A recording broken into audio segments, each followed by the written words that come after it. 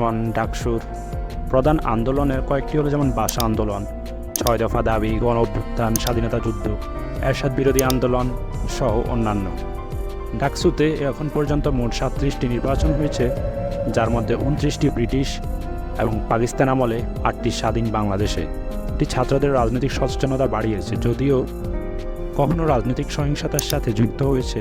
ডাকসু নিয়ে নানা বিতর্কও রয়েছে, যেমন ডাকসু থেকে যখন প্রতিনিয়ত জাতীয় পর্যায়ে জনপ্রিয় রাজনৈতিক মুখ উঠে আসছিল, তখন সরকার দলীয় রাজনৈতিক হস্তক্ষেপে ১৯৯১ সালের পর থেকে প্রায় দীর্ঘ ২৮ বছর ডাকসু বন্ধ রাখা হয়।